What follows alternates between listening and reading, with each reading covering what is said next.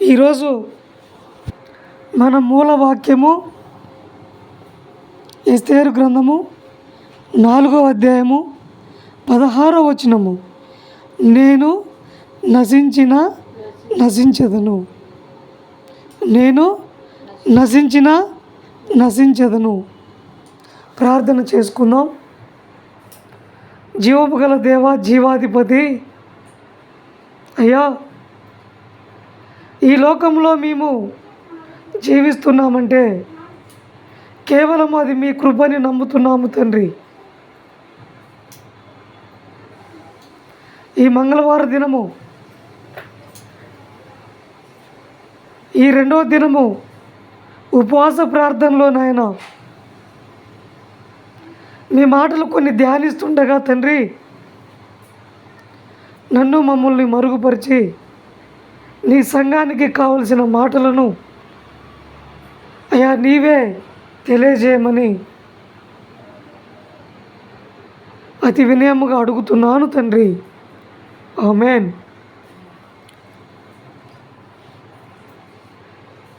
ఈరోజు 30వ తారీఖు జూన్ నెల 2026 మంగళవారం.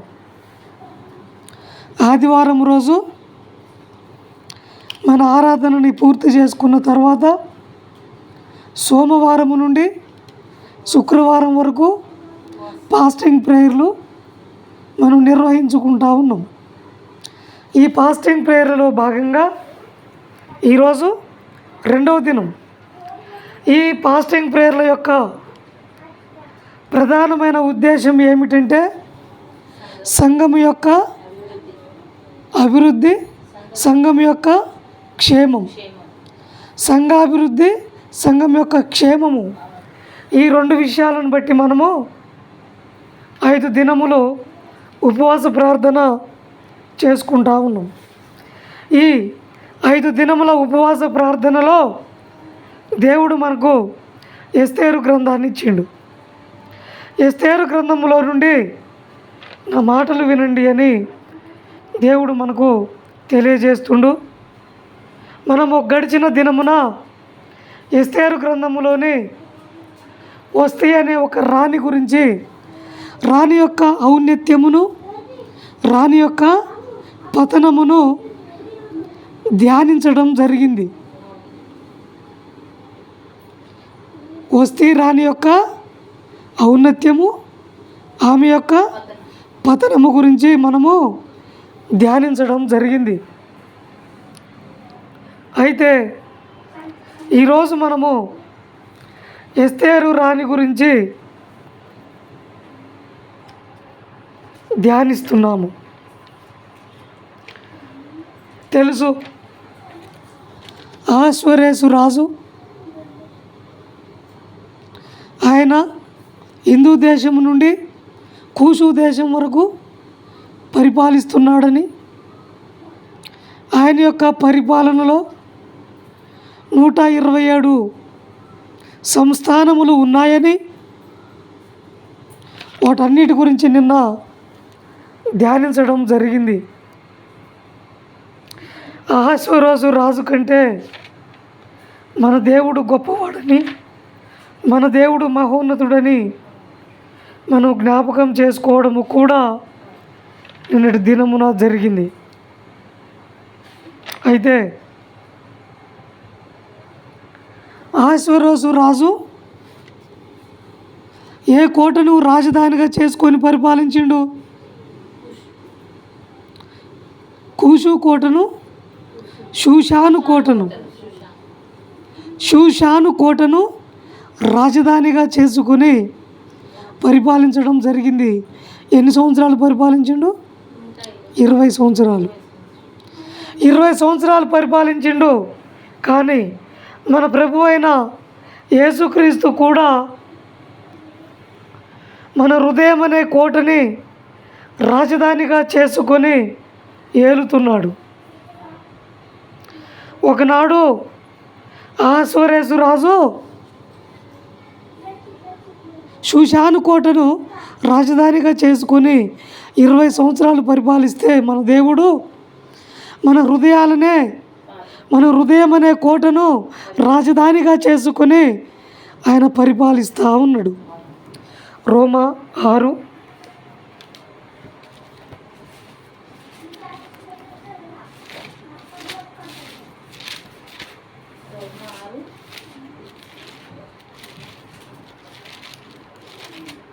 రోమా 6:11 నుండి 14 వరకు. అటువలే మీరును పాపము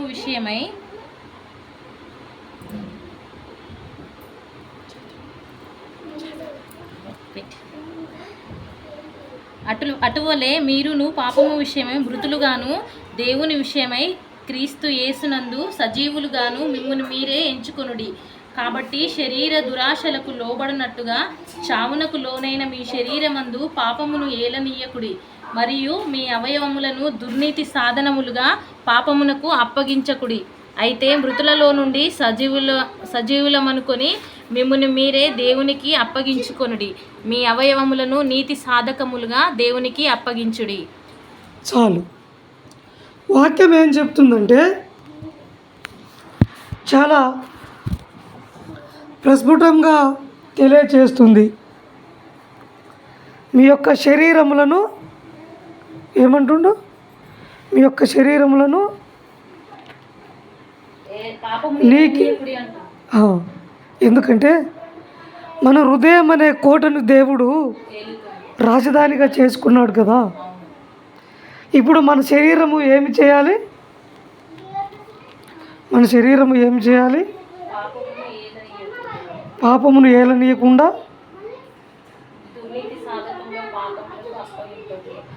దుర్నీతి సాధకములుగా ఉంచకుండా ఏం చేయాలి?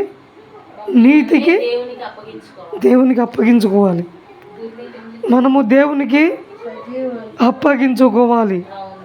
అంటే యోబు తన కన్నులతోటి నిబంధన చేసుకున్నట్టు ప్రతి ఉదయము మనం కూడా మన అవయవాలతోటి మనము నిబంధన చేసుకోవాలి. ఎందుకంటే మన శరీరము, మన అవయవములు ఒక్కరోజు ఏమవుతాయి? మరణానికి లోనవుతాయి. ఒక్కరోజు మరణానికి లోనవుతాయి. ఈ మరణానికి లోనయ్యే వాటిని దేవుని సాధనాలుగా మనము దేవుని చేతిలో పెట్టినప్పుడు ఆయన ఏం చేస్తాడు? మరణించిన పోయిన వాటిని తిరిగి లేపి సజీవంగా మార్చుకుంటాడు. సజీవంగా మార్చుకునే కొరకు మనం ఏం చేయాలంటే మన అవయవాలను దేవుని కోసము అప్పగించవలసిన వారిమై ఉన్నాము. అయితే ఆశ్వరోసు రాజు 6 నెలలు విందు చేయించాడు. కానీ మన దేవుని యొద్ద మనకు నిత్యము విందు కలదు. ఒక రాజు 6 నెలలే చేస్తాడు విందు, కానీ మన దేవుని దగ్గర మనకు నిత్యము విందు. ఏమి విందంటే వాక్యపు విందు నిత్యము ప్రభువు మనకి అనుగ్రహిస్తున్నాడు. వాక్యం అనే విందుని నిత్యం ఇస్తుండు. సామెతలు 15:15.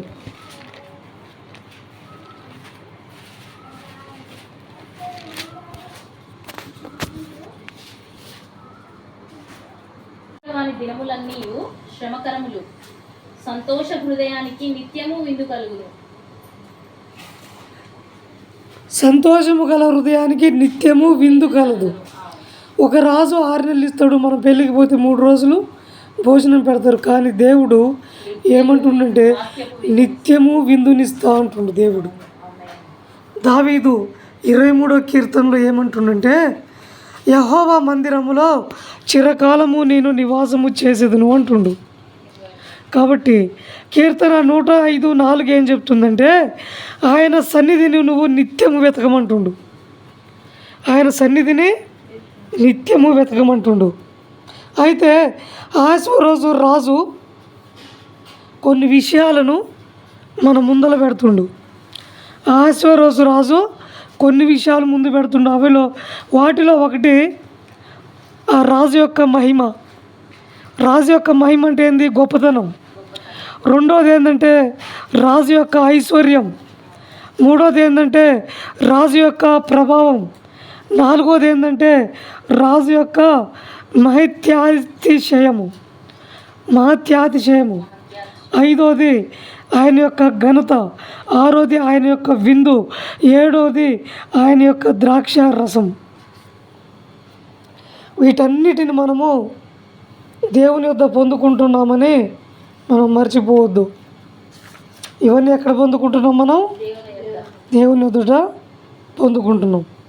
ఒకసారి వాక్యం చూసుకుందాం.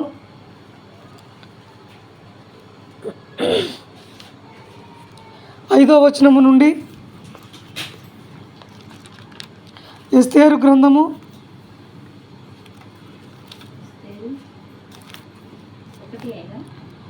1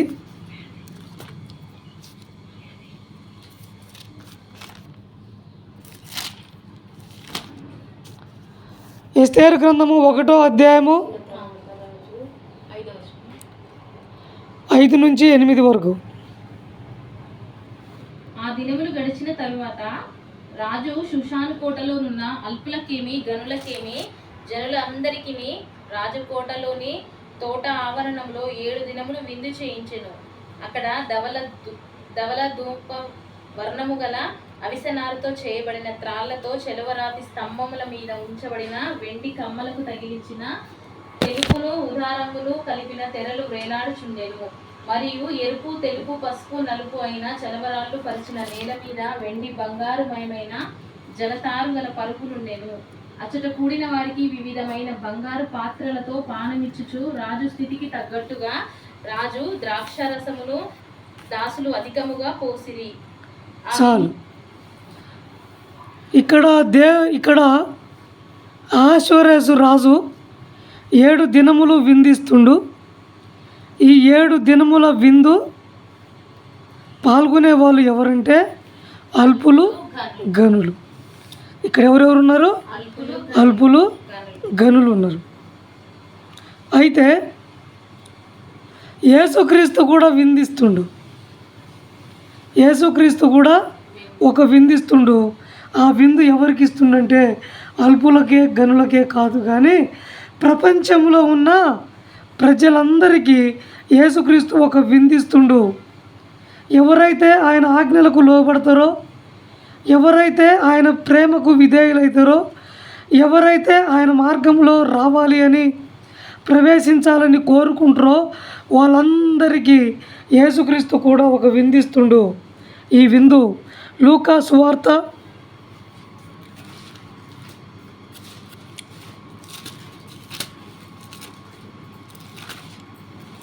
14వ అధ్యాయము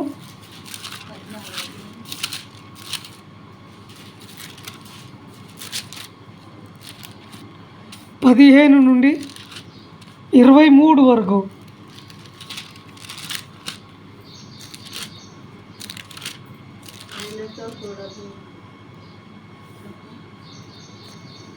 ఆయనతో కూడా భోజన పంక్తిని కూర్చుండే వారిలో ఒకడు ఈ మాటలు విని దేవుని రాజ్యములో భోజనము చేయువాడు ధన్యుడని ఆయనతో చెప్పగా ఆయన అతనితో ఇట్లనెను, ఒక మనుష్యుడు గొప్ప విందు చేయించి గొప్ప విందు చేయించి అనేకులను పిలిచెను. విందు కాలమందు అతడు ఇప్పుడు సిద్ధమై ఉన్నది రండని పిలువబడిన వారితో చెప్పుటకు తన దాసుని పంపెను. అయితే వారందరూ ఏక మనస్సుతో నెపములు చెప్పసాగిరి. మొదటివాడు నేను ఒక పొలము కొని ఉన్నాను, ఆవశ్యకముగా వెళ్ళి దాన్ని చూడవలెను, నన్ను క్షమించవలెనని నిన్ను వేడుకొనుచున్నాను అనెను. మరి ఒకడు నేను 5 జతల ఎడ్లను కొని ఉన్నాను, వాటిని పరీక్షించ వెళ్ళుచున్నాను, నన్ను క్షమించవలనని వేడుకొనుచున్నానని. మరి ఒకడు నేను ఒక స్త్రీని వివాహము చేసుకుని ఉన్నాను, అందుచేత నేను రాలేనను. అప్పుడు ఆ దాసుడు తిరిగి వచ్చి అప్పుడు ఈ మాటలు తన యజమానునికి తెలియజేయగా ఆ ఇంటి యజమానుడు కోపపడి నీవు త్వరగా పట్టణపు వీధుల్లోకి సంతలోకి వెళ్ళి బీదలను అంగహీనులను కుంటివారిని గుడ్డివారిని అక్కడికి తోడుకొని రమ్మని ఆ దాసునితో చెప్పెను. సంతోషం. అంటే దేవుడు తను విందుకి ఎవరిని పిలుస్తున్నాడు అంటే ఎవరిని? అంగహీనులని, కుంటివారిని, గుడ్డివారిని, పేదవాళ్ళని, వ్యభిచారులను, మోసగాలను, నరహంతకులను, దొంగలను దేవుడు పిలుచుకునేది వీళ్ళను. మంచివాళ్ళు, తెలివైన వాళ్ళు, గొప్పవాళ్ళు రారు. దేవుడు నీకోసం గొప్ప విందు ఇవ్వాలనుకుంటుండు, కానీ నువ్వు రావు. ఎందుకు రావంటే నేను పొలం కొనుక్కున్నగా, ఎందుకు రావంటే నేను గొడ్డును కొనుక్కున్నగా, నువ్వెందుకు రావంటే నేను పెళ్లి చేసుకున్నగా. నువ్వు రావు, నువ్వు రాలేవు. దేవుని దైవజనుడు దేవుని దగ్గరికి వెళ్ళి, అయ్యా పరిశుద్ధాత్మ దేవుడా నేను చెప్పేంత చెబుతున్నాయా, కానీ వాళ్ళ హృదయాలు తెరవబడట్లేదు నాయన అన్నప్పుడు దేవుడు ఏం చెప్తుండంటే, బిడ్డ వాళ్ళని విడిచిపెట్టు, బిడ్డ వాళ్ళని విడిచిపెట్టు. ఇప్పుడు ఎవరి దగ్గరికి వెళ్ళాలి? వ్యభిచారి దగ్గరికి వెళ్ళు, ఇప్పుడు దొంగ దగ్గరికి వెళ్ళు, నరహంతకుని దగ్గరికి వెళ్ళు, మూర్ఖుని దగ్గరికి వెళ్ళు, ఈయన దగ్గరికి వెళ్ళు, నీచుని దగ్గరికి వెళ్ళు, జబ్బు పడ్డ వాళ్ళ దగ్గరికి వెళ్ళు. నువ్వు ఎవరి దగ్గరికి వెళ్ళాలంటే ఎవరి దగ్గరికి వెళ్ళాలి? ఎవరి దగ్గరికి? మీరు చెప్పండి ఇప్పుడు మిగిలినవి. అంగహీనుల దగ్గరకు, కుంటివారి దగ్గరకు, గుడ్డివారి దగ్గరకు, అర్హత లేని వారి దగ్గరకు వెళ్ళి విందులో వాళ్ళని పాల్గొనేలాగా చేయమంటుండు. ఆనాడు ఆశ్వరాజు రాజు అతని దగ్గర పని చేసే వాళ్ళను మాత్రమే విందుకు పిలుస్తున్నాడు, కానీ ఈరోజు దేవుడు ప్రపంచం మొత్తాన్ని పిలుస్తుండు. జ్ఞానేమి, అల్పులేమి, తెలివైన వాళ్ళేమి, జబ్బుపడ్డ వాళ్ళేమి, నీచమైన వాళ్ళేమి, హీనమైన వాళ్ళేమి, మూర్ఖులైన వాళ్ళేమి, వీళ్ళందరినీ పిలుస్తుండు దేవుడు. ఒక ఆయన అంటాడు, ఆర్సిఎం చర్చ్ ఆయన అంటాడు, పెళ్ళి చేసుకున్న ఆయన పాస్టర్ ఎట్టయిండయా అంటాడు. పెళ్ళి చేసుకున్న ఆయన పాస్టర్ ఎట్టయిండు అంటే ఇంకా ఆయనకు అర్థం కాలే విషయం. పెళ్ళి చేసుకోవడం తప్పు అయితే వివాహ వ్యవస్థని స్థిరపరిచింది ఎవరు? సిద్ధపరిచింది ఎవరు? దాన్ని స్థాపించింది ఎవరు? మరి వివాహ వ్యవస్థ తప్పు అయితే యేసుక్రీస్తు శిష్యులకి కుటుంబాలు లేవా? ఇండ్లు లేవా? భార్య పిల్లలు లేరా? మరి వాళ్ళని ఎందుకు ఏర్పాటు చేసుకుంటూ దేవుడు? పెళ్ళి కానీ యవ్వనస్తులనే చేసుకోవాలి కదా, మరి వాళ్ళని ఎందుకు ఏర్పాటు చేసుకుంటూ? అంటే వీళ్ళు మూర్ఖులు, ముందు వీళ్ళకి తెలియదు. ఒక ఆయన అంటాడు, వాడు నరహంతకుడు పాస్టర్ ఎట్టయిండ్రా అంటాడు. వాడు నరహంతకుడు పాస్టర్ ఎట్టయిండ్రా అంటాడు. అవును, నరహంతకుడు పాస్టర్ అయితేనే ఇంకొక నరహంతకుడు దేవుని బిడ్డగా మార్చబడతాడు. ఒక వ్యభిచారి పాస్టర్ అయితేనే ఇంకొక వ్యభిచారి మార్చబడతాడు. దేవుని యొక్క పిలుపులో నువ్వు ఏమిటి అన్నది కాదు దేవునికి కావాల్సింది. నువ్వు ఏమిటి అన్నది కాదు కావాల్సింది దేవునికి. దేవునికి కావాల్సింది ఏమిటంటే నీ మారు మనస్సు దేవునికి కావాలి. అందరూ పాపం చేసిన వాళ్ళే. అందరూ, వాక్యం ఏం చెప్తుందంటే అందరూ పాపం చేసిన వాళ్ళే, నీతిమంతుడు లేడు, ఒక్కడునూ లేడు. నీతి అనేది మనం ఇంకెవ్వరికి ఆపాదించవద్దు. యేసుక్రీస్తు పరలోకంలో నుండి భూమి మీదకి దిగి రావడానికి ఉపయోగపడ్డ మరియమ్మని కూడా, ఆ మరియమ్మ తల్లిని కూడా నీతిమంతురాలుగా దేవుడు సర్టిఫికెట్ ఇస్తే ఆమె నీతిమంతురాలుగా మారింది. కానీ జన్మ పాపము, కర్మ పాపములు ఆపాదించబడ్డ వ్యక్తుల్లో ఆమె కూడా ఒకటి. అవునా కాదా? మరి అలాంటప్పుడు మరియమ్మ తల్లి రక్తంలో ఏ పాపము లేకపోతే, నిష్కలంకమైన రక్తం అయితే, మరి యేసుక్రీస్తు రావాల్సిన అవసరం ఏంది ఇంకా ఆమెలో కదా? కాబట్టి వాక్యం ఏం చెప్తుందంటే నరుడు నరుడే, దేవుడు దేవుడే. పాపము లేనివాడు దేవుడు, మానవుడు జన్మ పాపమును, కర్మ పాపమును, ఆరోపించబడ్డ పాపమును మోస్తూనే ఉన్నాడు. ఒక్క మనుషుని ద్వారా పాపము ద్వారా మరణము సంభవించినట్టుగా ఒక్క మనుషుని ద్వారానే ఈ లోకములో ఉన్న జనమందరూ ఇక్కడికి వచ్చిర్రు. ఈ భూమి మీదకి ఒక్క తల్లి, ఒక తండ్రి. ఎవరాళ్ళు? అవ్వ, ఆదాం. అవ్వ, ఆదాం నుంచి పుట్టిన ప్రతి ఒక్కళ్ళు వాళ్ళలో కూడా పాప బీజము ఉన్నది. వాళ్ళలో కూడా పాప బీజం ఉందా లేదా? ఉన్నది. పాప బీజం లేనివాడు ఎవరంటే యేసుక్రీస్తు పాప బీజము లేనివాడు. ఇక లోకంలో అందరికీ పాప బీజం ఉంది, ఏ ఒక్కరూ నీతిమంతులు కాదు.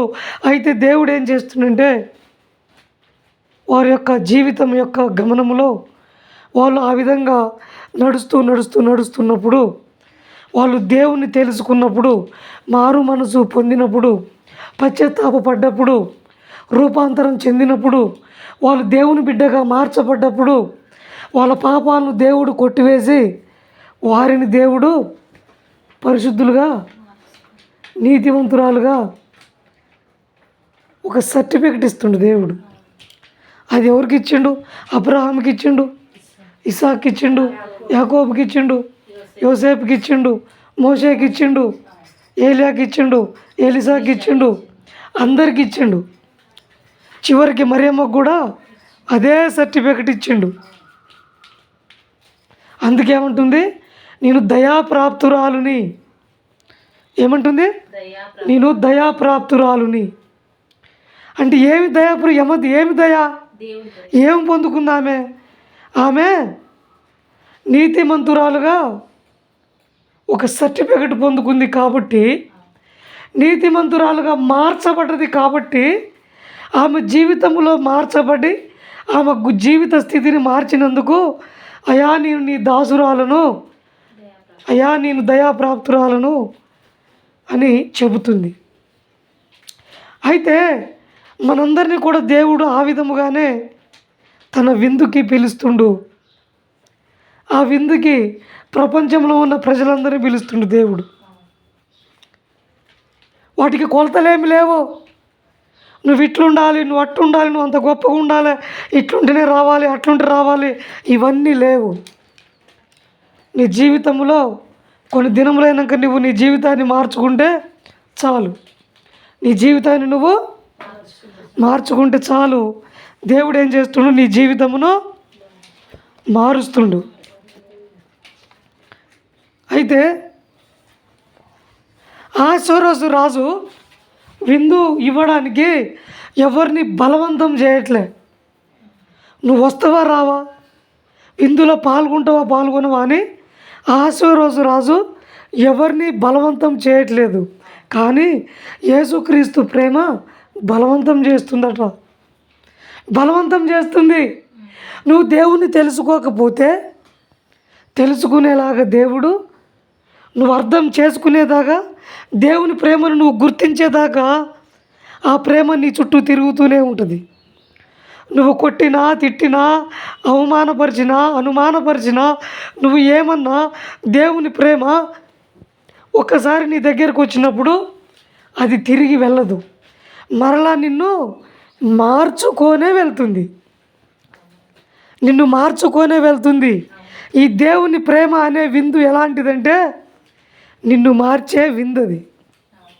ఆశీర్వాద రాజు ఎవరిని బతిలాడట్లే, అయ్యా ఈరోజు నేను నీ విందుకు రాలేకపోతున్నా అన్నప్పుడు రాలేకపోతున్నావా, సరే ఓకే నువ్వు రాకుంటే మళ్ళీ. కానీ దేవుని విందు అట్లా కాదు. దేవుని విందు ఏం చేస్తుందంటే నిన్ను బలవంతం చేస్తుంది, నువ్వు వచ్చే వరకు నిన్ను పిలుస్తూనే ఉంటుంది. అది నిన్ను ఇడవని ఎడవాయని ప్రేమ. ఆ ప్రేమ ఎలాంటిదంటే ఆ ప్రేమను నువ్వు కాళ్ళతో తంతున్నా ఆ ప్రేమ నిన్ను విడిచిపోదు, ఆ ప్రేమను నువ్వు నిరాకరిస్తున్నా ఆ ప్రేమ నిన్ను విడిచిపెట్టిపోదు, నిన్ను మార్చుకొనే పోతుంది, నిన్ను సిద్ధము చేసుకునే పోతుంది. నిన్ను విందులో కూర్చోపెట్టే వరకు ఆ ప్రేమ నీ చుట్టే తిరుగుతూ ఉంటుంది. ఆ ప్రేమ ఎప్పుడు నిన్ను విడిచిపెట్టిపోదు. నువ్వు ఒక్కసారి గొర్రెపిల్ల జీవము, గొర్రెపిల్ల విందులో నీకు ఒక అపాయింట్మెంట్ వచ్చింది. దేవాది దేవుడైన యేసుక్రీస్తు నిన్నొక్కసారి ఆయన గొర్రెపిల్ల విందులోకి పిలిచాడు అంటే నువ్వు వెళ్ళే వరకు ఆ ప్రేమ నిన్ను విడిచిపెట్టదు. ఆశీర్వాద రాజు తన ప్రేమ బలవంతం చేయదు, కానీ ఇక్కడ దేవుని ప్రేమ విందుకు రావడానికి బలవంతం చేస్తుంది. 2 కొరింథీ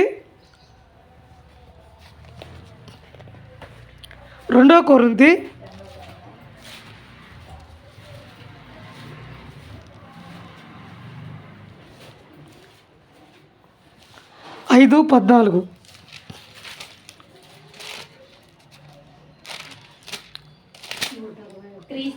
క్రీస్తు ప్రేమ మమ్ముని బలవంతము చేయుచున్నది, ఎలాగనగా అందరి కొరకు ఒకడు మృతి పొందెను గనుక అందరూ మృతి పొందిరని జీవించు వారి మీదట తన కొరకు కాక తమ నిమిత్తము మృతి పొందిన తిరిగి లేచిన వారి కొరకే జీవించుటకు ఆయన అందరి కొరకు మృతి పొందెననియు నిశ్చయించుకొనుచున్నాము. అది మళ్ళీ ఒకసారి చదువక్క.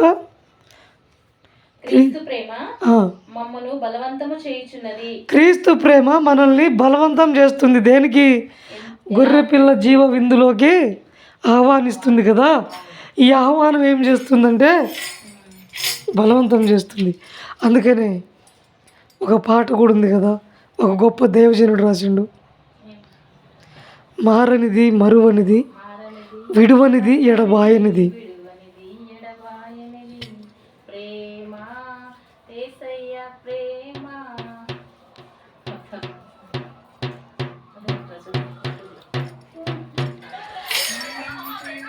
నువ్వు విడిచిన గాని నిన్ను విడువనన్న ప్రేమ, నీవు మరిచిన గాని నిన్ను మరువనన్న ప్రేమ, నువ్వు విడిచిన గాని నిన్ను విడువనన్న ప్రేమ, నువ్వు మరిచిన గాని నిన్ను మరువనన్న ప్రేమ, నిన్ను అరచేతుల్లో చెక్కుకున్న ప్రేమ.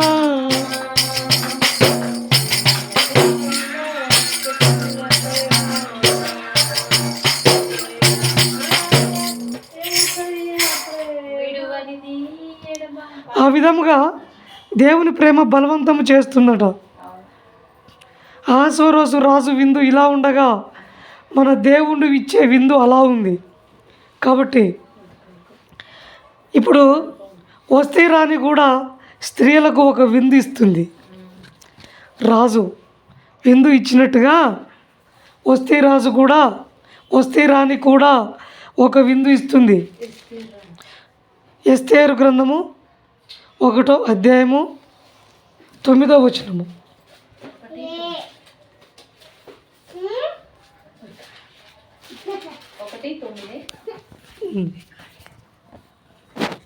రాణి అయిన వష్టి కూడా రాజైన అహర్వేషు కోటలో స్త్రీలకు ఒక విందు చేయించెను. 7వ దినమందు రాజు ద్రాక్షరసము చాలు రాణి అయిన వస్తే కూడా రాజైన అహష్వేరోషు కోటలోనే స్త్రీలకు కూడా ఒక విందు చేయించింది. రాజేమో పురుషులకు విందు చేపిస్తూ ఉంటే ఆ రాణి ఏమో స్త్రీలకు విందు చేపిస్తూ ఉంది. కాబట్టి వాక్యం ఏం చెప్తుంది అంటే దేవుని పిల్లలు కూడా స్త్రీలు కూడా ఈ విందులో పాల్గొనాలి.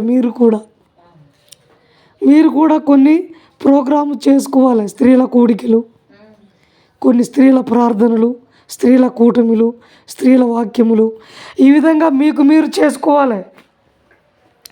ఈ విధంగా చేసుకొని ఆత్మీయంగా కొన్ని విందులు మీరు కూడా చేసుకోవాల్సిన అవసరం ఉంది. ఈ విధంగా బైబిల్లో కూడా చాలామంది చేశారు. తీతుకు రాసిన లేఖన భాగము 2:3-5 వరకు అక్క. అలాగుననే వృద్ధ స్త్రీలు కొండె కత్తెలుగా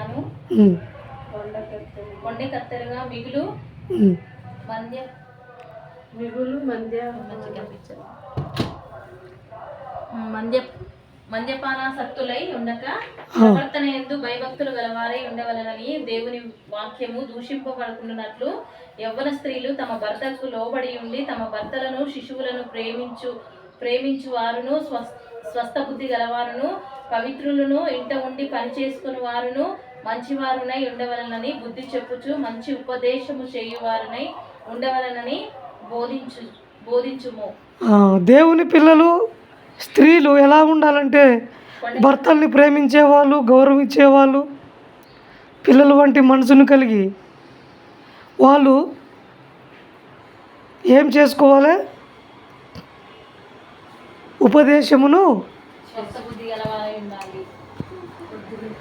ఉపదేశము కూడా చేసుకునే వాళ్ళై ఉండాలి. అపోస్తల కార్యములు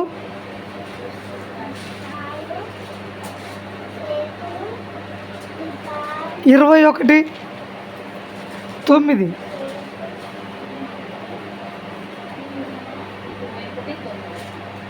124 పేజీ.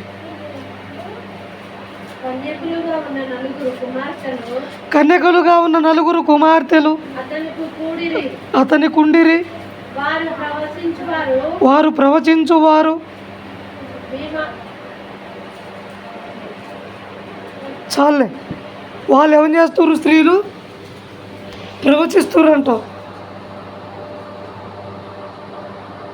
వాళ్ళు అపోస్తల కార్యములు 21:9 చదివినాం కదా. కీర్తన చదివిన అక్క. కీర్తన 144:12.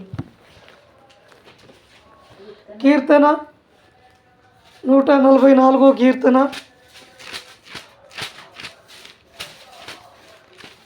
12వ వచనం. 144:12.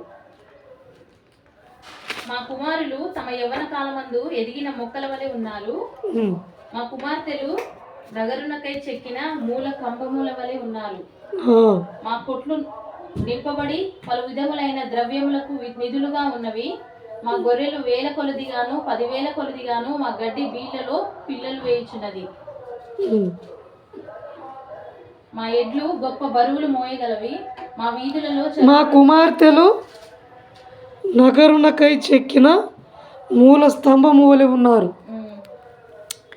అంటే మీరు ఎలా ఉండాలంటే చెక్కబడ్డ మూల స్తంభాలలాగా ఉండాలి. మీరు సంఘంలో మీరు ఎట్లుండాలి తెలుసా? అందరూ వచ్చి పాస్టర్ని కాడ చూసేది మిమ్మల్ని చూడాలి. కార్యాలు మీ వల్ల జరగాలి. ఈ సంఘములో కొత్త వాళ్ళని వచ్చినప్పుడు మీరు రిసీవ్ చేసుకోవాలి వాళ్ళని. అబ్బా, ఎంత మంచి ప్రేమ కలిగిన సంఘమురా ఇది, ఎంత గౌరవ మర్యాదలు, ఎంత బుద్ధిగల స్త్రీలు, ఎంత గొప్ప స్త్రీలు అనే విధముగా ఉండాలి. అట్లాంటి స్త్రీలుగా మీరు చెక్కబడ్డ స్తంభముల వరే ఉండాలి. ఈ విధంగా ఉంటే ఈ స్త్రీలు ప్రభు యొక్క ఆత్మీయ విందును స్వీకరించాల్సిన వారై ఉన్నారు. అంతేనా కాదా?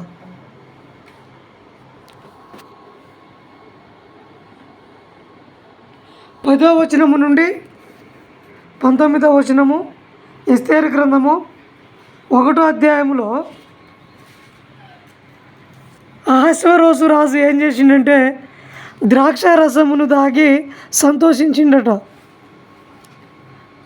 అహస్వేరోసు రాజు ద్రాక్ష రసమును దాగి సంతోషించిండు. అయితే దావీదు ద్రాక్ష రసమును దాగి కాకుండా దేవుణ్ణి బట్టి సంతోషిస్తుండట.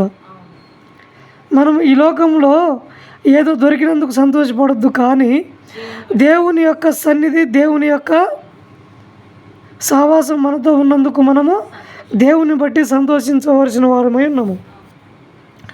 లోకము ఇవ్వని పరిపూర్ణమైన పవిత్రమైన సంతోషాన్ని దేవుని సన్నిధిలో మనం మాత్రమే పొందగలుగుతాం.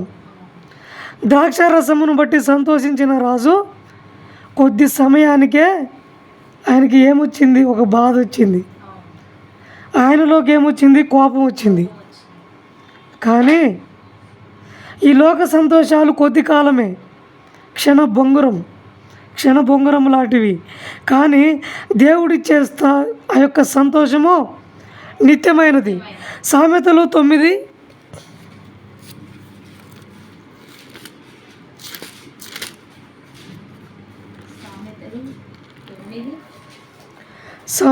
9 4-5 వరకు. జ్ఞానము లేనివాడా ఇక్కడికి రమ్మని ప్రకటించుచున్నది, తెలివి లేని వారితో అది ఇట్లనుచున్నది, వచ్చి నేను సిద్ధపరిచిన ఆహారమును భుజించుడి, నేను కలిపిన ద్రాక్ష రసమును పానము చేయుడి. దేవుడిచ్చే వాటిని పానం చేయమంటుండు. అదే సామెతలు 23-29లో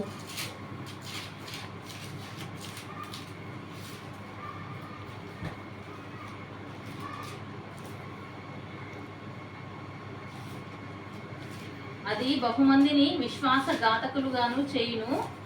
ఎవరికి శ్రమ, ఎవరికి దుఃఖము, ఎవరికి జగడములు, ఎవరికి చింత, ఎవరికి హేతువు లేని గాయములు, ఎవరికి మందదృష్టి, ద్రాక్షారసముతో ప్రొద్దుపుచ్చు వారికే కదా, కలిపిన ద్రాక్షారసము రుచి చూడ చేయు వారికే కదా.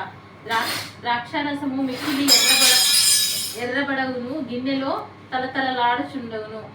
త్రాగుటకు రుచిగా నుండవలనని దాని వైపు చూడకము, పిమ్మట అది సర్పము వలె కరుచును. అది అంటే ఈ లోకములో ఉన్న సంతోషాలు, ఈ లోకములో ఉన్న ఆనందాలు నిన్ను కాటు వేస్తాయి, గుర్తుపెట్టుకోవాలి. కానీ మనం ఎక్కడికి తిరుగుతున్నాం? లోకములో ఉన్న ఆనందాల చుట్టే తిరుగుతున్నాం. లోకములో ఉన్న వాటినే కోరుకుంటున్నాం. ఇప్పుడు దేవుడు ఒక మచ్చు తునకగా ద్రాక్షారసమును చూపిస్తుండు. ఆ ద్రాక్షారసమే నిన్ను పామై కాటేస్తుంది అంటుండు. అవునా కాదా? ఎఫెసీ 5:18. నువ్వు పేజీ నెంబర్ చెప్పు బుజ్జి అక్కకు, స్టార్టింగ్ పేజ్ పెట్టుకొని, నువ్వేం వాక్యం తీయగానే. ఎఫెసీ 5:18 నీకే చెప్పింది. ఫస్ట్ పేజ్ తీసి నెంబర్ చెప్పంటున్నా. ఎఫెసీ 5:18 ఫస్ట్ పేజ్ అంటే అక్కడ ఉంటుందా? స్టార్టింగ్లో ఉంటుంది. మరియు మద్యముతో మత్తులై ఉండకుడి, దానిలో దుర్వ్యాపారం కలదు. చాలు. అంటే ఇక్కడ మద్యం అంటే ఏంటంటే లోకం. ఏంటిదక్క? ఇంకేమంటుండు? ఆ మద్యం ప్లేస్లో లోకం అని పెట్టుకోండి.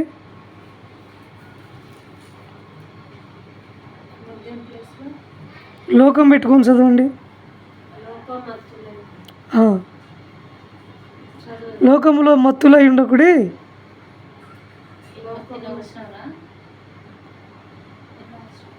ఎఫెసీ 5:18. మరియు లోకముతో మత్తులై ఉండకుడి, దానిలో దుర్వ్యాపారము కలదు. ఉందా లేదా మరి లోకంలో? అది చెప్తుండు దేవుడు. కాబట్టి దేవుని సంతోషాల వైపు పరుగులు పెట్టాల్సిన వారమై ఉన్న మనం లోక సంతోషాల కోసం పరుగులు పెడితే అది మనల్ని పామై కాటేస్తుంది అంటుండు. ప్రసంగి 11:9. ఫస్ట్ పేజ్ తీసి ప్రసంగి నెంబర్ చెప్పు. ప్రసంగి 11:9.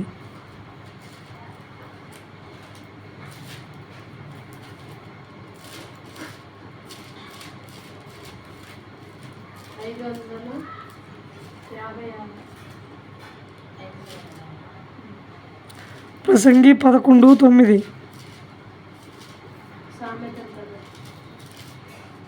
ప్రసంగి 11:9. 9:10.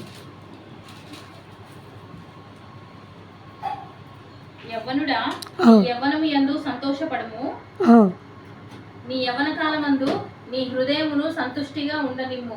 ఆ. నీ కోరిక చొప్పునను నీ దృష్టి యొక్క ఇష్టము చొప్పునను ప్రవర్తింపుము. ఆ. అయితే వీటన్నిటిని బట్టే దేవుడు నిన్ను తీర్పులోనికి తెచ్చినని జ్ఞాపకం ఉంచుకొనుము. ఉమ్, లేత వయస్సును నడిప్రాయమును గతించిపోవునని గనక ఆ. నీ హృదయములో నుండి వ్యాకులమును తొలగించుకొనుము. ఆ. నీ దేహమును చెరుపు దాన్ని తొలగించుకొనుము. అది యవ్వనములో నుండి నువ్వు సంతోషంగా ఉండమంటుండు. మనం కూడా యవ్వనములమే దేవుని దగ్గర, అవునా కాదా? యెషయా 9:3.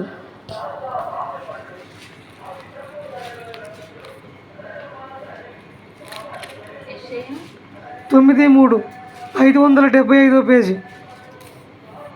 నీవు జనమును విస్తరింపజేయుచున్నావు, వారి సంతోషమును వృద్ధిపరచుచున్నావు. కోతకాలమున మనుషులు సంతోషించున్నట్లు, దోపుడు సొమ్ము పంచుకొని వారు సంతోషించున్నట్లు వారు నీ సన్నిధిని సంతోషించుచున్నారు. చాలు. సంతోషం అనేది దేవుడు మనకిస్తుండు. ఈ సంతోషమే విందు కదా. ఈ విధముగా సంతోషం కావాలంటే దేవుని దగ్గరకు రావాలి. అయితే ఇప్పుడు ఈ వస్తు ఏమైందంటే ఔన్నత్యములో నుండి పడిపోయింది, పతనం అయిపోయింది. పతనం కావడానికి అసలు ఈమెలో ఏముందో ఆలోచిద్దాం. ఈమెలో ఏముందంటే సౌందర్యం ఉంది. ఏముంది ఈమెలో? సౌందర్యం ఉంది. అయితే ఈమె రాజు సన్నిధికి రాలేదు. ఇలా రాకపోవడము నేరంగా ఎంచబడ్డది. ఈ నేరంగా ఎంచబడటం వల్ల ఆమె రాజు చేత తిరస్కరించబడ్డది. అంతేకాదు అయోగ్యురాలుగా మారిపోయింది. ఒకనాడు రాజు అయిన ఆశ్వరోజు ఈమెను ఎందుకు పెళ్లి చేసుకుండు? ఆమె యొక్క సౌందర్యమును చూసి పెళ్లి చేసుకుండు. రాజులు అంటారటగా, అందగత్తెలందరూ నా కోసమే పుట్టిరంటారట. రాజులు ఏమంటారు? అందగత్తెలందరూ నా కోసమే పుట్టిర్రు. రాజు రోడ్డు మీద వెళ్తుంటే ఒక స్త్రీ నచ్చితే అంతఃపురంకు తీసుకురండి అని ఆజ్ఞ వేస్తాడు. ఆ ఆజ్ఞకు ఎవరు ఎదురు చెప్పడానికి లేదు. ఎందుకు? ఆయన రాజు, ఆయన ఇష్టం. అందరూ దాసులే. ఆయన ఏమి చెబితే అది చేయాల్సిందే. ఆయనకు ఎదురు లేదు. ఇప్పుడు కూడా ఒక రాజు ఉండు. ఎవరైనా కిమ్ ఉండు. కిమ్ ఎక్కడ? ఉత్తర కొరియాలో కిమ్ ఉంటాడు. ఈ కిమ్ ఏం చేస్తాడంటే ఏ ఆడపిల్లని చూసినా తన మనసుకు నచ్చితే తీసుకురమ్మంటాడు. అట్టా 2-3 వేల మందిని చేర్పిండాడు ఇప్పటికే. ఇంకెక్కువే. లెక్కలు రాస్తేనే అది. అక్కడ ఎవరు లెక్కలు రాయనియరు. అది ఇంకేమైందో తెలియదు. ఆ విధంగా సౌందర్యంగా పుట్టిన స్త్రీలందరూ రాజుల కోసమే పుట్టిరని వాళ్ళ అభిప్రాయం అట. కాబట్టి సౌందర్యవంతిగా పుట్టిన వస్తి ఆమె సౌందర్యంతో ఉన్నది కాబట్టే రాజు ఎంపిక చేసుకుండు. కానీ మనకు కూడా ఒక రాజు ఉండుగా. మనం కూడా సంఘముగా వధువులమే కదా. మరి మన రాజు ఎలా ఏ సౌందర్యం బట్టి ఎంపిక చేసుకుంటుండో కూడా మనం చూద్దాం. మనమాట పాపం అనే కురుపులతో ఉన్నప్పుడు దేవుడు మనల్ని వివాహం చేసుకోవాలనుకుంటుండు. ఎలా ఉన్నప్పుడు? కురుపులతోటి, కుష్టి వ్యాధితోటి. మనం దేంతో ఉన్నావు? కుష్టి వ్యాధి కంటే ప్రమాదకరమైన పాపములో మనం ఉన్నప్పుడు అట్లాంటి పాపములమైన మనల్ని దేవుడు వివాహం చేసుకోవాలి అనుకుంటుండు. తన వధువుగా మార్చుకోవాలి అనుకుంటుండు. మరి ఆశ్వరాజు ప్రేమ గొప్పదా, యేసుక్రీస్తు ప్రేమ గొప్పదా? యేసుక్రీస్తు ప్రేమ గొప్పది. యెహెజ్కేలు 16:14.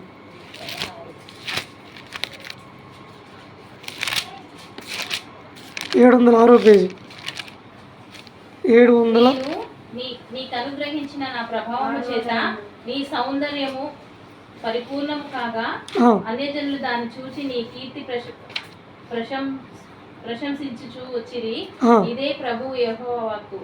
అయితే నీ సౌందర్యము నీవు ఆధారము చేసుకొని నీకు కీర్తి వచ్చినందున నీవు వేశ్యమై దారినకు ప్రతి దానితో బహుగా వ్యభిచరించుచు వచ్చితివి. పిలిచిన వానితో వెళ్ళిపోతివి. మరియు నీ వస్త్రములలో కొన్ని తీసి చిత్రముగా అలంకరింపబడిన ఉన్నత స్థలములను ఏర్పరిచి వాటి మీద పండుకొని వ్యభిచారం చేసితివి. అట్టి కార్యములు ఎంత మాత్రమును జరగకూడవి, అట్టివి ఇక జరగవు. నేను నీకిచ్చిన బంగారువియు వెండి అయిన ఆభరణములను తీసుకొని నీవు పురుష రూప విగ్రహములను చేసుకొని వాటితో వ్యభిచరించితివి. మరియు నీ విచిత్ర వస్త్రములను తీసి వాటిని ధరింపజేసి నా తైలమును నా ధూపమును వాటికి అర్పించితివి. భోజనముకై నేనిచ్చిన ఆహారమును గోధుమ పిండిని. చాలు. దేవుడు ఏమంటుండంటే నిన్ను సౌందర్యవంతిగా మార్చుకున్నా అంటుండు. మనకు బాహ్య సౌందర్యము లేదు, మనకు హృదయ సౌందర్యము లేదు, అయినా దేవుడు మనల్ని పిలుస్తున్నాడు. నీ అందచందాలని ఈ లోకంలో నువ్వెంత అందంగా ఉన్నా అందంగా లేకున్నా దేవుడు దాన్ని కౌంట్ చేయడు. నువ్వెంత ఆత్మీయంగా, నువ్వెంత హృదయపరంగా, నువ్వు సౌందర్యంగా, హృదయ సౌందర్యం ఏమిటి? హృదయానికి సౌందర్యం ఉందిగా, ఏమిటది? చెడు చేయొద్దు, అబద్ధాలు చెప్పొద్దు, మోసం చేయొద్దు, కల్లాకపటం లేకుండా, ఇవన్నీ ఉన్నాయి కదా ఆజ్ఞలు. అవన్నీ మనలో లేకపోయినా దేవుడు ఏం చేస్తుండు? మనల్ని పిలుస్తుండు. రోమా 5:6, 10 వరకు. రోమా 5:6, 10 వరకు. 136 పేజీ.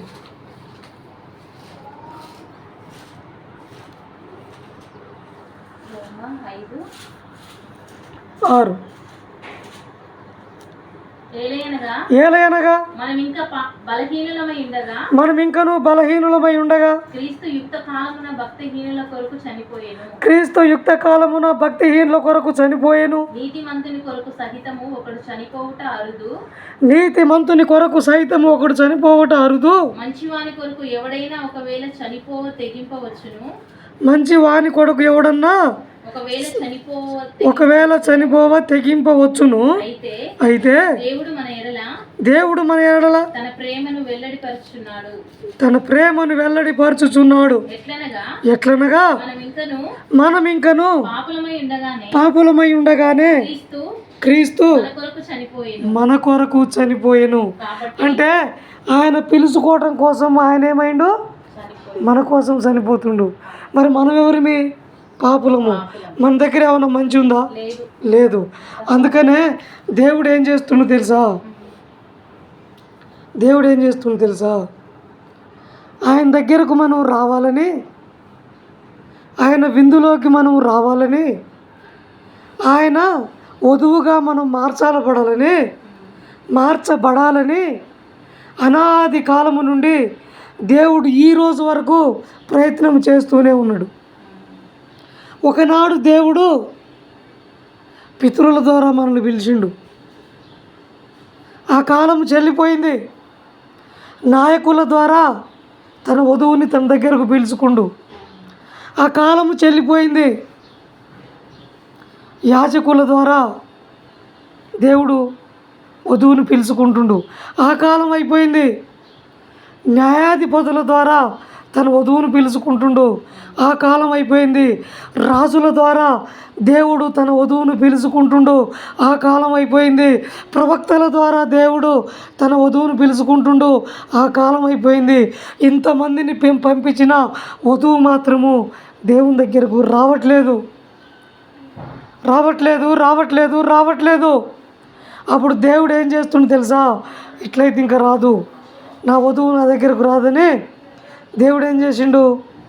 తన అద్వితీయ కుమారుణ్ణే ఈ భూమి మీదకి పంపిండు.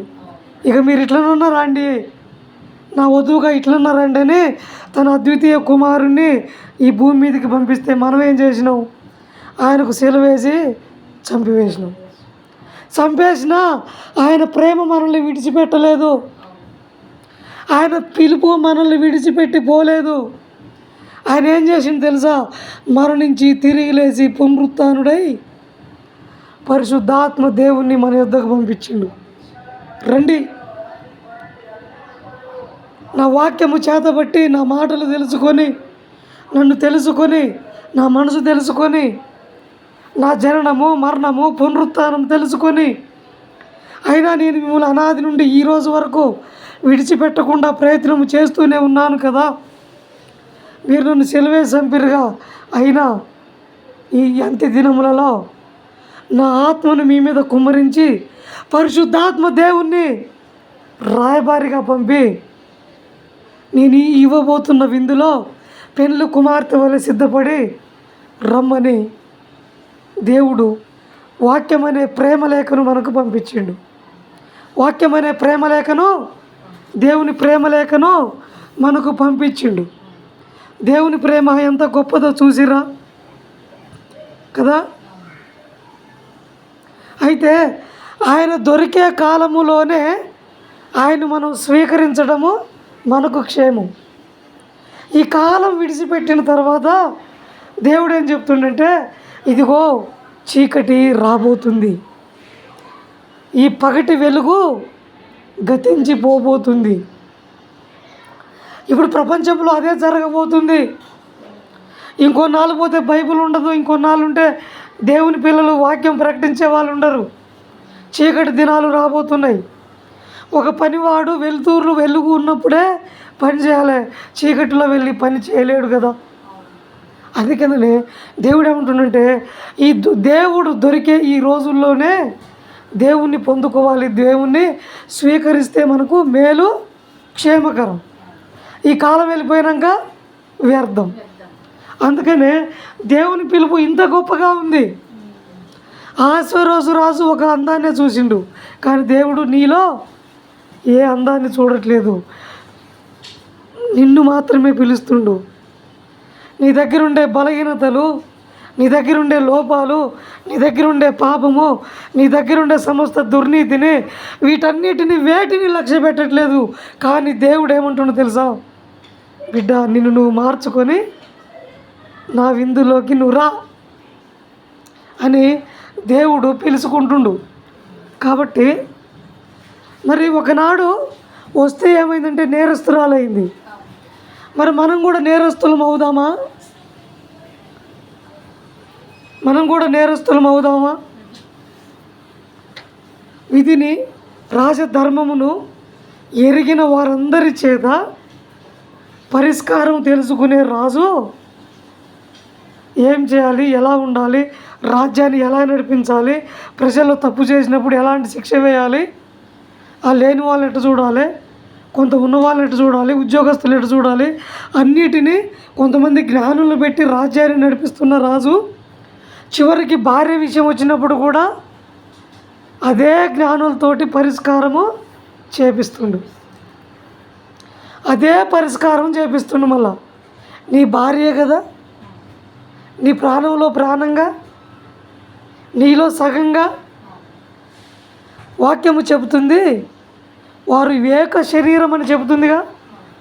మరి నీ భార్య నీలో సగమైతే, నీ భార్య నీలో ఏక శరీరం అయితే నువ్వేం చేస్తున్నావు తెలుసా? నీ రాజ్యంలో ఉన్న జ్ఞానులను పిలిచి ఆమెకు నేరస్తురాలని తీర్పు తీరుస్తున్నావు. రోజు రాజువైన నువ్వు నీ భార్య మీద ఇక్కడ రాజ్యంలో ఉన్న జ్ఞానులు పిలిచి పాపం తీర్పు తీరుస్తున్నావు ఆమె మీద. కానీ నీ దేవుడు ఉన్నాడే, నీ దేవుడు ఏ జ్ఞానిని పెట్టి నీ మీద తీర్పు తీర్చట్లేదు. నువ్వు ఎలాంటి జీవితంలో ఉన్నా, ఏ బంధకములో ఉన్నా, ఏ దుర్మార్గము, ఏ దృష్టత్వము, ఏ పాపమని ఊబిలో నీవు ఉన్నా, ఏ తలంపులో నువ్వు ఉన్నా, ఎంత చెడులో నువ్వు ఉన్నా, నీకోసం ఏ జ్ఞానిని పెట్టట్లేదు, వాటిని లెక్కలు వేయట్లేదు. నువ్వు నేరస్తురాలువని, నేరస్తునివని దేవుడు నీ మీద తీర్పు తీర్చట్లేదు. కానీ బిడ్డ, ఉన్న పలంగా నీవు వచ్చేయి నా దగ్గరకు, ఉన్న పలంగా వచ్చేయి. ఇప్పటిదాకా నీ మీద ఉన్న అన్ని నేను కొట్టివేస్తా, నిన్ను పరిశుద్ధునిగా మారుస్తా, నిన్ను పరిశుద్ధుల్లో ఒకనిగా చేస్తా, పరిశుద్ధులలో నిన్ను ఒక దానిగా చేస్తా. నేనెప్పుడు నీ గత జీవితంలో నువ్వేం చేసినవో నేను తీర్పు తీర్చను బిడ్డ. కానీ పరిగెత్తుకుంటూ నువ్వు నా దగ్గరకు రా. ఏ జ్ఞాని, ఏ తత్వవేత్త, ఏ శాస్త్రవేత్త, ఏ రాజనీతిజ్ఞుడు, ఏ కాలజ్ఞాని, నీకు నాకు మధ్య ఎవ్వరు అడ్డుగా లేరు. అది నువ్వు తెలుసుకొని నా దగ్గరకు వస్తే చాలు. అంతే. నా గొడ్డు, నా గోద, నాకు పెళ్ళి, నాకు ఇల్లు, నాకు పిల్లలు అని ఆగితే అక్కడే ఆగిపోతావు. నా పిలుపుని పొందుకున్న నువ్వు పరిగెత్తుకుంటూ రావాలే. లేకపోతే ఒకనాడు నీకు తీర్పు ఉంటుంది. ఆ తీర్పులో నిలబడితే నీ పాపాలు లెక్కింప శక్యము కాని పాపాలు ఉన్నాయి. ఏ పాపము నిన్ను రక్షించలేదు, ఏ సందర్భము నిన్ను రక్షించలేదు, నువ్వు చేసిన ఏ మంచి క్రియ నిన్ను రక్షించలేదు. నీ మంచి మాటలు, నీ దాన ధర్మాలు, నువ్వు చేసిన మంచి కార్యాలు ఏవి నీ పాపాల నుండి నిన్ను రక్షించలేవు. ఇదే సమయము, ఇదే తరుణము. త్వరగా నీవు నా పాదాల దగ్గరికి నువ్వు రా. ఇదే సమయము. వస్తే ఒకనాడు నేరస్తురాలుగా జ్ఞానుల చేత తీర్పు తీర్చబడుతుంది. కానీ నీ వరుడు, నీ దేవుడు ఏం చెప్తున్నావు తెలుసా? అట్లాంటి వాళ్ళని నీకు నాకు మధ్య ఎవ్వరిని పెట్టను అంటుండు. అధిపతుల ఎదుట, జనుల ఎదుట నువ్వు నేరస్తునిగా నేను తీర్చను. నువ్వు ఎవరైనా సరే నా దగ్గరకు వస్తే నువ్వు నా బిడ్డవి. కాబట్టి నీకు లోక జ్ఞానం ఉందేమో, బైబిల్ జ్ఞానం ఉందా? అది తెలిస్తే దేవుని ప్రేమ తెలుస్తుంది. ఎఫెసీ 5:13.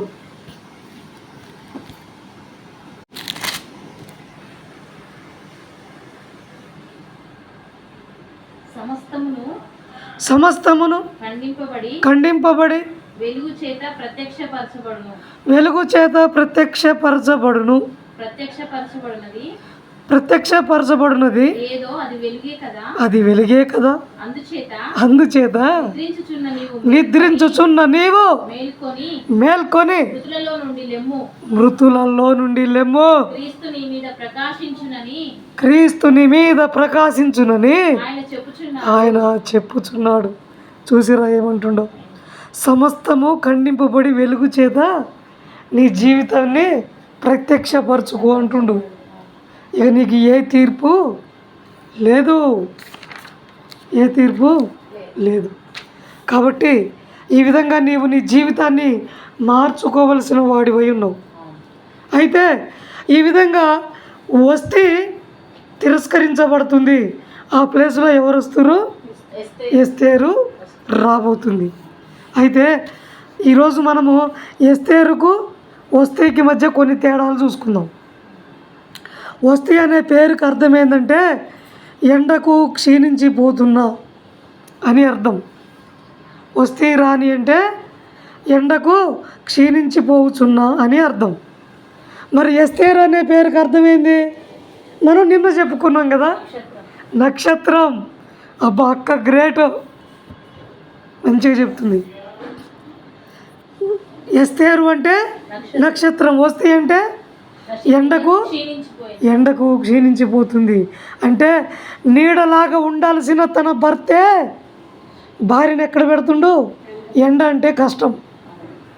ఎండ అంటే ఏంది? కష్టం. తనకు కష్టం వచ్చినప్పుడు ఆమె ఏమవుతుంది?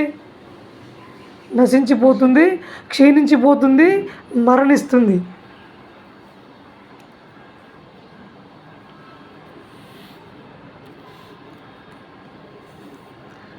వస్తే రాని తన పదవిని కోల్పోయింది.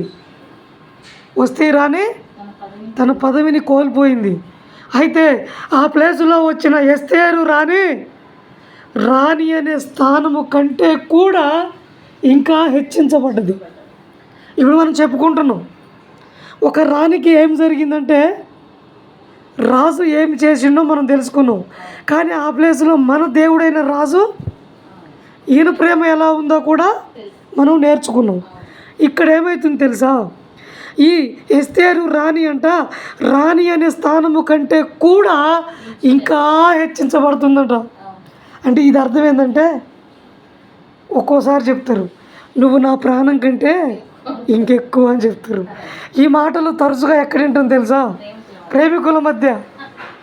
నువ్వు నా ప్రాణం కంటే ఎక్కువగా నిన్ను ప్రేమిస్తున్నా అని చెప్తాడు. అదేవిధంగా ఇక్కడ రాణి పదవి కంటే కూడా హెచ్చించబడుతుందట. అయితే వస్తే ఏం చేసిందంటే స్త్రీల కోసం ఒక విందుని ఏర్పాటు చేసింది. స్త్రీల కోసము ఒక విందుని ఏర్పాటు చేసింది. కానీ మనం ముందు క్లాసులో చదువుకోబోయే ముందు చెప్తున్నా, ఇక చదువుకోబోయే వాటిని. ఎస్తేరు రాణి ఏం చేసింది తెలుసా? అక్కడ ఉన్న రాజ్యంలో ఉన్న స్త్రీలందరినీ పిలిచింది కోటలకి. పిలిచి ఏం చేసింది తెలుసా? వస్తే రాణి ఏం చేసింది? విందుకు పిలిచింది. మరి ఎస్తేరు రాణి ఏం చేసిందంటే 3 రోజులు మీరు ఉపవాసం ఉండమని చెప్పింది. 3 రోజులు ఉపవాసం ఉండాలి. మీరు 3 రోజులు ఉపవాసం ఉండండి, క్షీణించిపోండి శరీరము, మీరు ఏమి తినకండి అని చెప్పింది. అదే విధముగా వస్తే రాణి రాజు చేత తృణీకరించబడ్డది. ఎస్తేరు రాణి నియమించబడ్డది.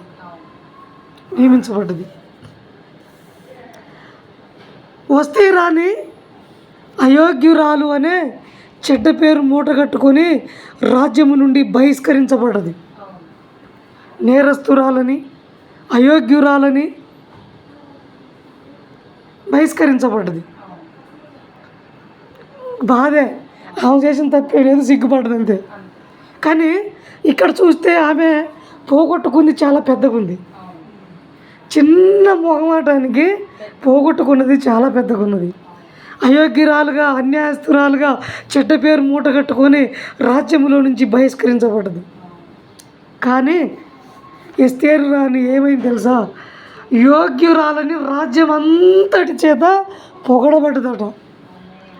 రాజ్యం మొత్తము రాజులు మనుషులు అందరు పొగడుతుర్రట ఎస్తేరు రాణిని. 8 రాజు వస్తే రాణి కోసము ఏ రోజు విందు చేయలేదు.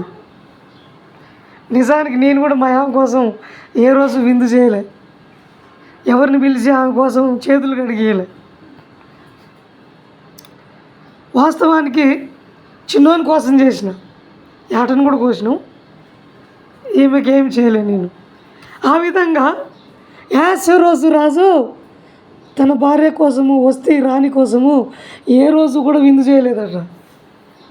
అయితే ఎస్తేరు రాణి కోసము రాజు విందు చేసిండట, గొప్ప విందు చేయించిండట రాజ్యం మొత్తానికి. ఇది ఎస్తేరు రాణి కోసము. వస్తే రాణి అవిశ్వాసానికి సూచనగా ఉంది, కానీ ఎస్తేరు రాణి విశ్వాసానికి సూచనగా ఉందట. ఎస్తేరు రాణి విశ్వాసానికి సూచనగా ఉంది. అయితే ఈ ఎస్తేరు రాణి ఇవన్నీ పొందుకోవడానికి ఆమెమి గొప్పరాలు కాదు, ఆమెకు ఆస్తులు అంతస్తులు లేవు, ఆమె రాజు కుటుంబం నుంచి రాలేదు. కానీ తల్లిదండ్రులని చిన్న వయసులో పోగొట్టుకొని మొర్దెకై అనే వాళ్ళ చిన్న బంధువు దగ్గర సాధపడుతూ ఒక మామూలు పేదరాలుగా ఉన్న ఈ వ్యక్తి రాజ్యములో ఒక రాణి స్థానంకి వెళ్ళిపోయి ఇంత పొందుకోవడానికి కారణం ఏమిటి అనేది మనం ముందు అధ్యాయంలో తెలుసుకుందాం. సమయము చాలా అయింది కాబట్టి ఈ వాక్యాన్ని ఇంతటితోటి ముగిద్దాం. దేవునికే స్తోత్రము. పరిశుద్ధాత్మ దేవుడు ఇంతవరకు మాట్లాడిన విధానముకై దేవునికే అందరం వందనాలు చెబుదాం. స్తోత్రములు. ఈ మాటలను దేవుడు దీవించునుగాక. ఆమేన్.